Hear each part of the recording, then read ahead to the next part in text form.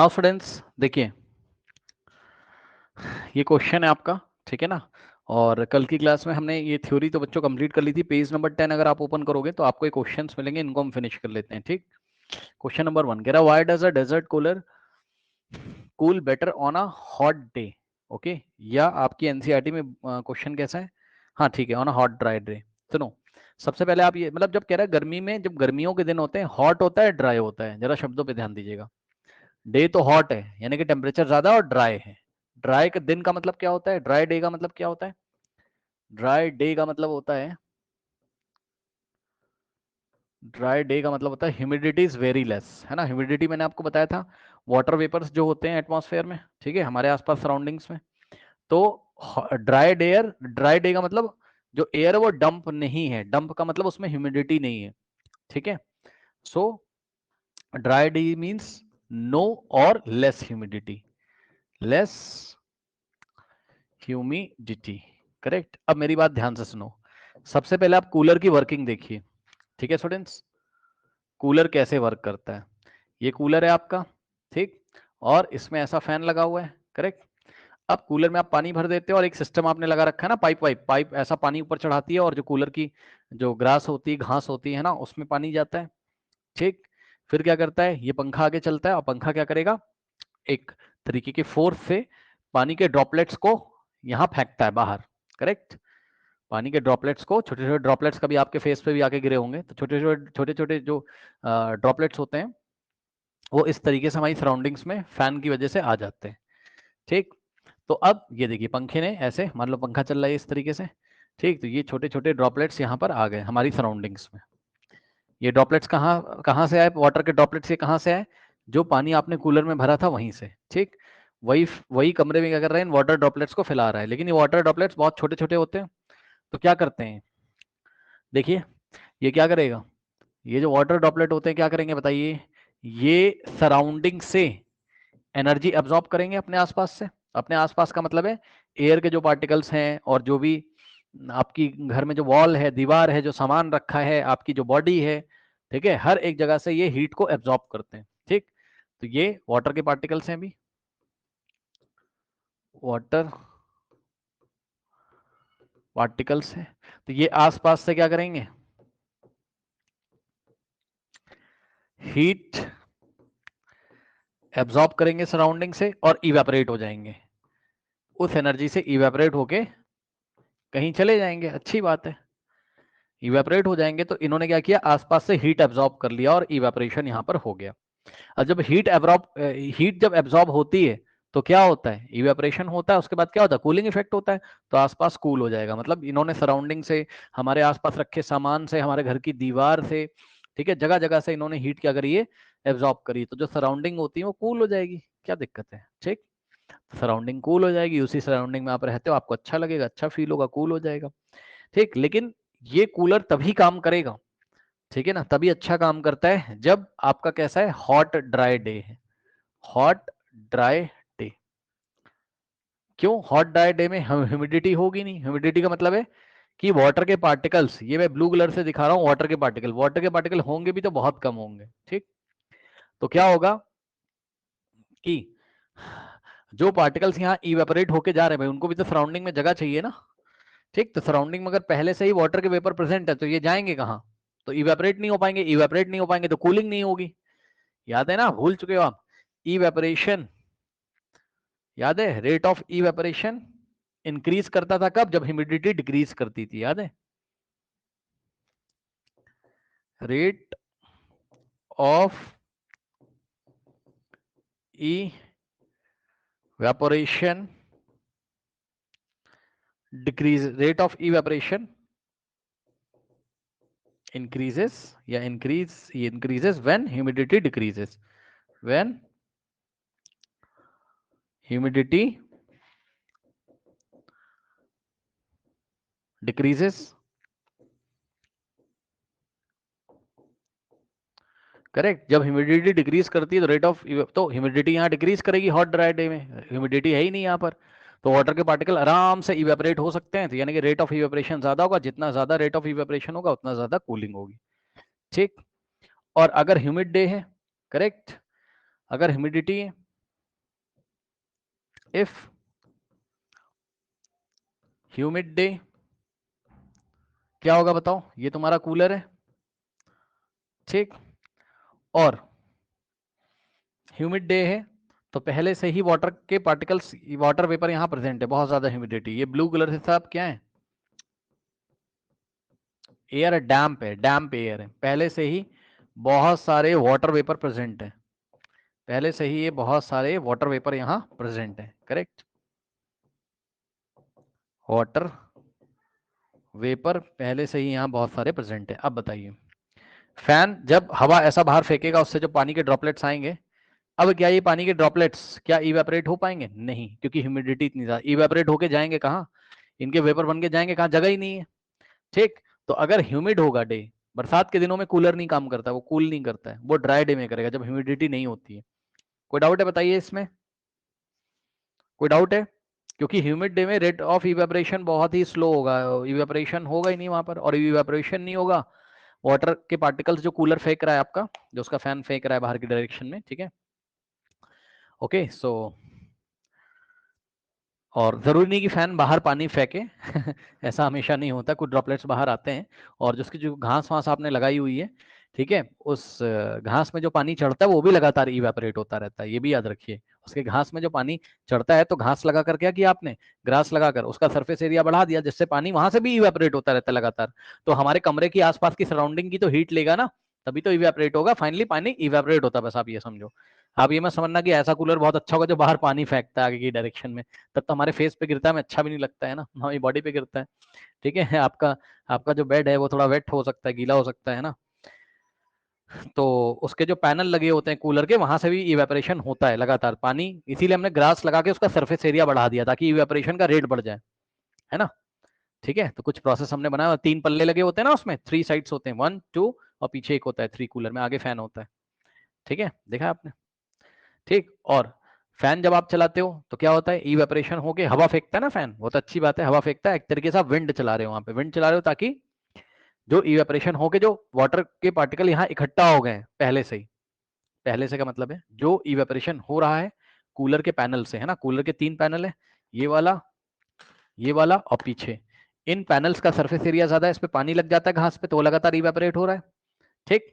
वो लगातार इवेपोरेट हो रहा है, इवेपोरेट होके जाएगा तो आपके रूम में ना, तो फैन क्या करता है? विंड चलाता है, हवा चलाता है, और हवा जो चलती है तो उससे वेपर के पार्टिकल हट जाते हैं, जिससे जगह खाली हो जाती है, जिससे नए पार्टिकल वेपराइज होंगे, यानी कि रेट ऑफ इवेपोरेशन चलता रहे, इसलिए फैन भी चलता रहता है। मेरे ख्याल से आपको समझ में आया होगा। और फैन से जो कुछ ड्रॉपलेट्स बाहर आती हैं पानी की, जो पंखा अपनी पावर मतलब हवा लगा पावर कहते हैं, फोर्स लगा के पीछे से जो खींचता है, उसमें भी फिजिक्स है, अब उसमें हम नहीं जा रहे हैं, तो वो जो वाटर ड्रॉपलेट्स आते हैं वो भी वेपराइज होते हैं, तो फाइनली रेट ऑफ इवेपोरेशन वहां चलता है।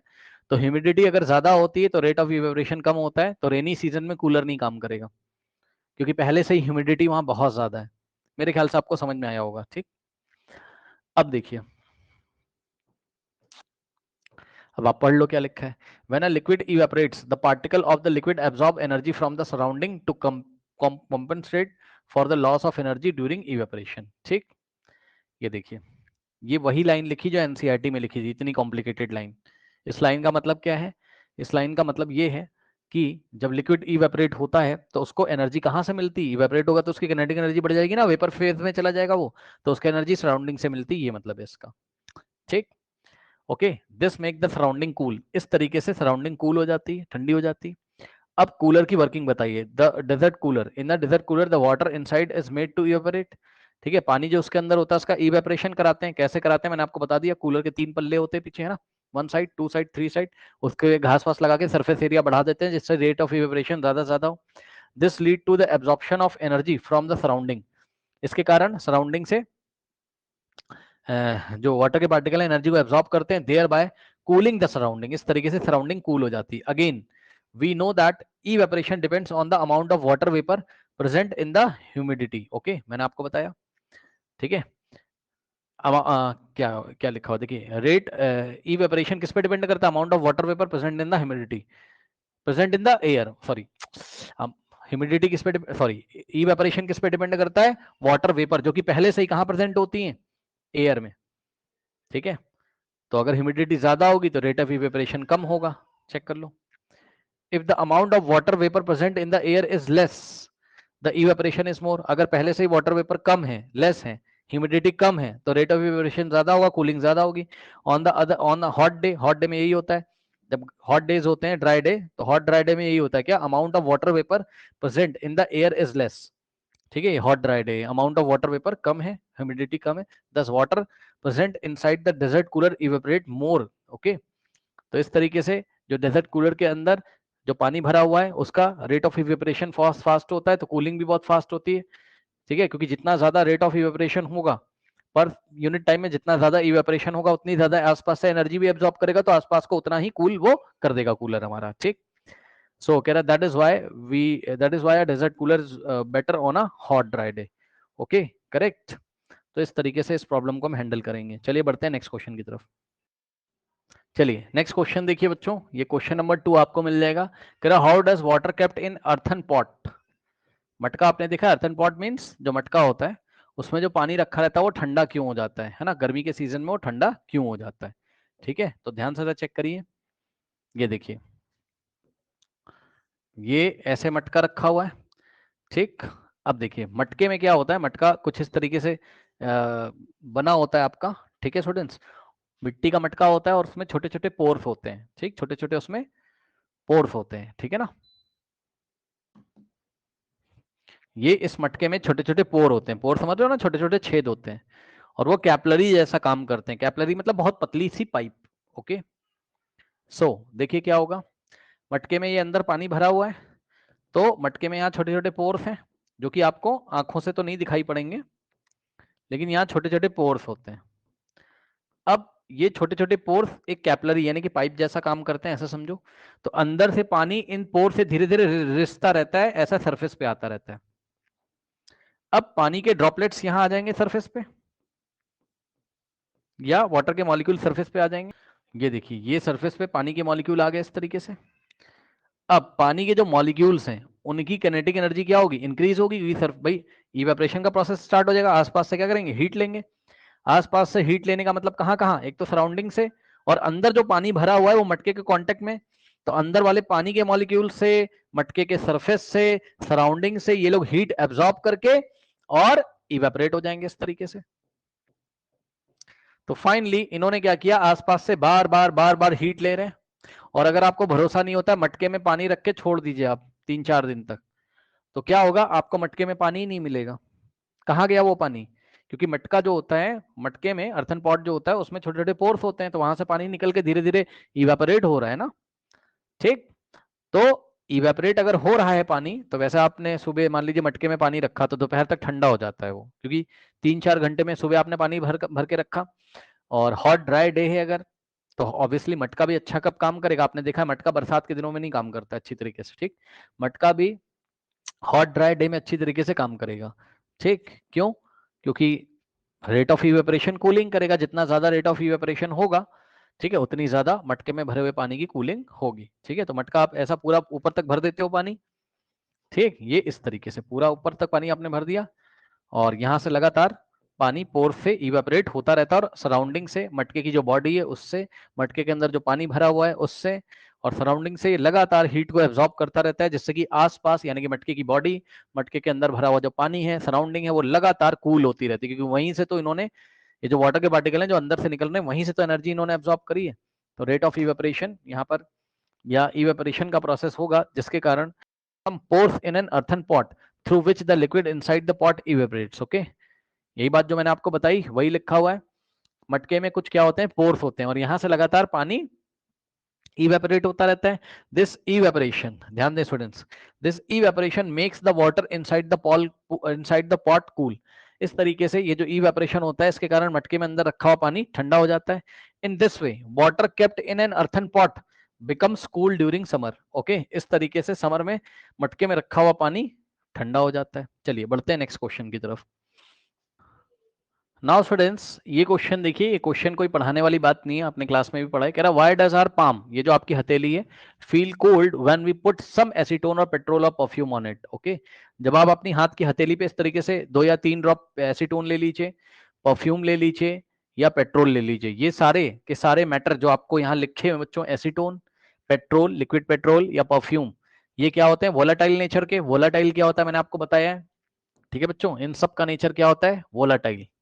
ठीक है, ये वोलाटाइल नेचर के हैं, यानी कि इनको अगर थोड़ी सी भी एनर्जी कहीं से मिलेगी तो ये तुरंत अपने वेपर बना लेंगे। वोलाटाइल वो मैटर होते हैं या वो सब्सटेंस होते हैं जिनका वेपर फटाफट बन जाता है। ठीक है स्टूडेंट्स, तो बस अब आपने अपनी हथेली पे इस तरीके से पेट्रोल या परफ्यूम या एसीटोन कुछ भी रखा, तो वो आपके पाम के सरफेस से क्या करेंगे? आपकी हथेली से वो एनर्जी को एब्जॉर्ब करेंगे, सराउंडिंग से एनर्जी को एब्जॉर्ब करेंगे, इवेपोरेट हो जाएंगे। और रेट ऑफ, जब भी इवेपोरेशन होता है तो वो कौन सा इफेक्ट देता है आपको? कूलिंग। तो आसपास कूल हो जाएगा। ये मैंने बहुत डिटेल में पढ़ाया तो मैं डिस्कस नहीं कर रहा हूँ, आप पढ़ सकते हो, एनसीईआरटी की बातें यहाँ लिखी हुई, पढ़ लीजिए। कह रहा है when we put some acetone, petrol और perfume in on our palm, it evaporates. During the evaporation, particles of the liquid absorb energy from the surrounding or the surface of the palm to compensate for the loss of kinetic energy. ठीक है, ये जो बात लिखी रहती है ना, to compensate for the loss of energy या to compensate for the loss of, हाँ, ये जो बात लिखी रहती है ना, to compensate for the loss of energy. ठीक है students, to compensate for the loss of energy का ये मतलब है उन्होंने आसपास से एनर्जी एब्जॉर्ब कर ली है और law of conservation of energy लग रहा है, मतलब आसपास की जो एनर्जी अब जा चुकी है वो पार्टिकल के पास आ चुकी है। सुन लो, सराउंडिंग से जो आसपास एनर्जी चली गई है ना, उसकी भरपाई कहाँ से होगी? मतलब वो एनर्जी कहाँ चली गई? Law of conservation of energy होता है, तो एनर्जी चली गई आसपास, तो एनर्जी एनर्जी गई, कोई तो बोलेगा एनर्जी खत्म हो गई, यहाँ खत्म नहीं हुई है, वो पार्टिकल लेके चले गए। कौन से पार्टिकल? जो इवेपोरेट हो रहे हैं उनके पास चली गई। तो जो आसपास एनर्जी खत्म हो गई उसकी भरपाई कौन करता है? यानी कि वो कहाँ मिलेगी तुम्हें वो एनर्जी? वो एनर्जी मिलेगी उन पार्टिकल्स के पास जो इवेपोरेट हो रहे हैं।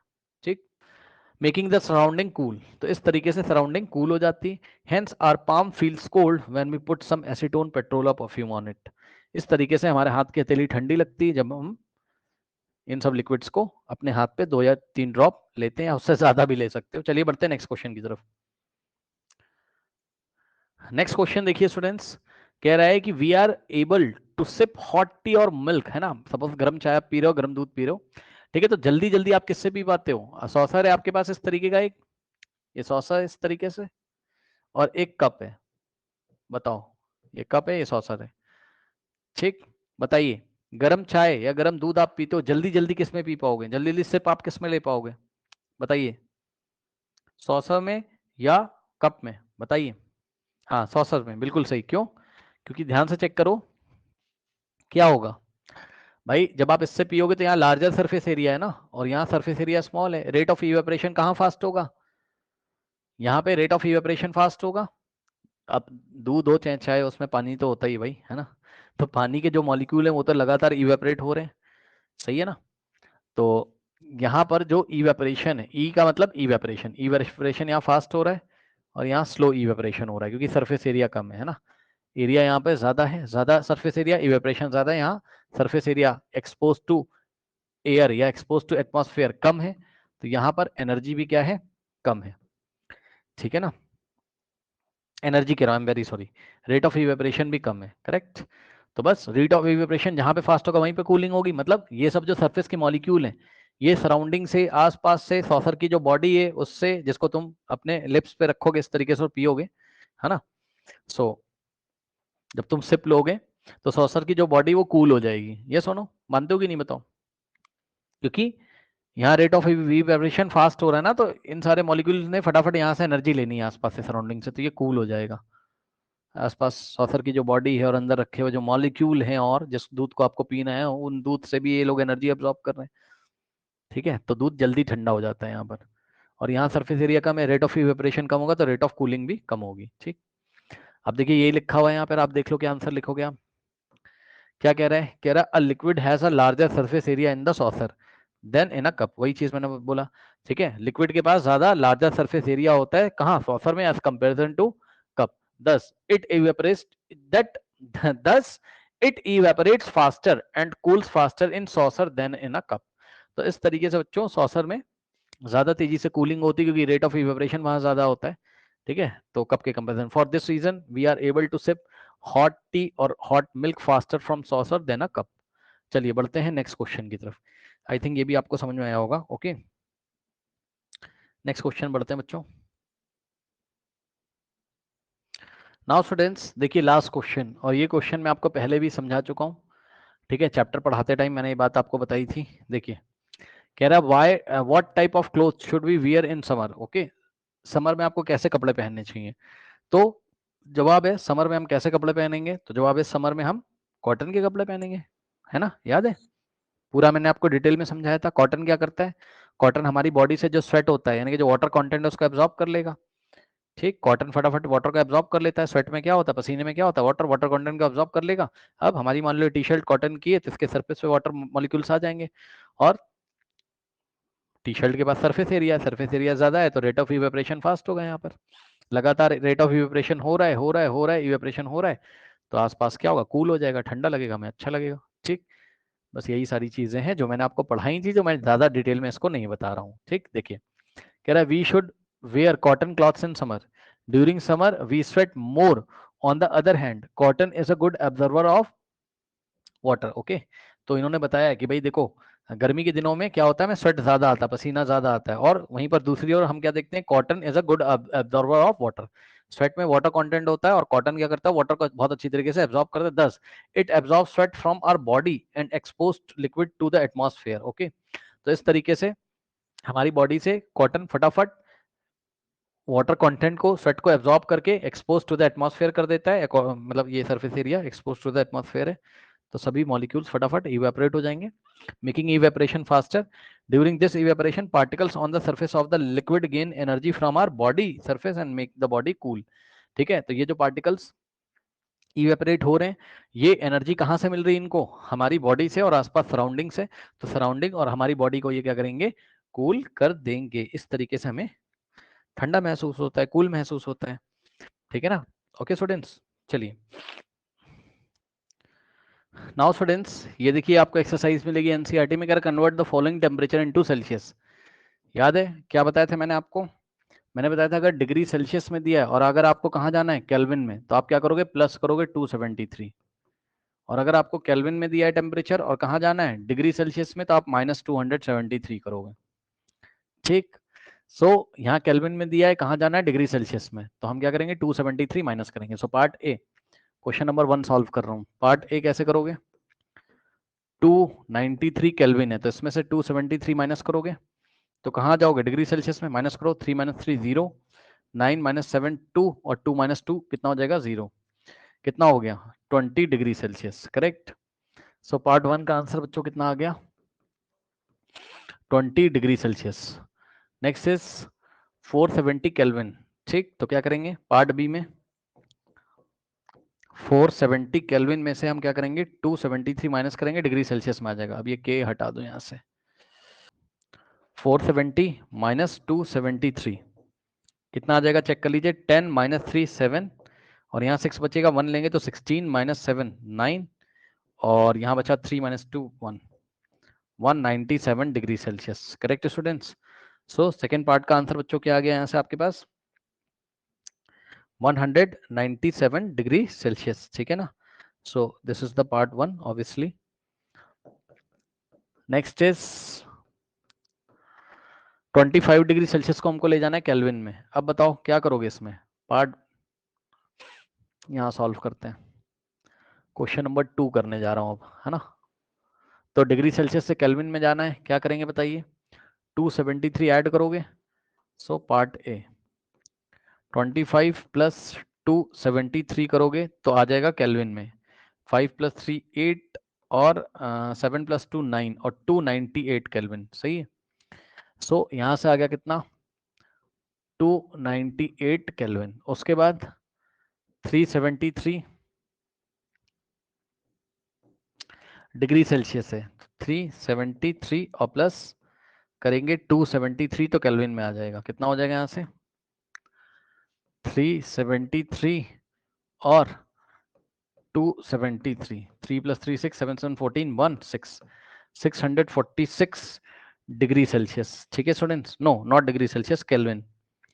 सो ये आ गया कितना, 646 केल्विन, करेक्ट। ओके, ये हो गया।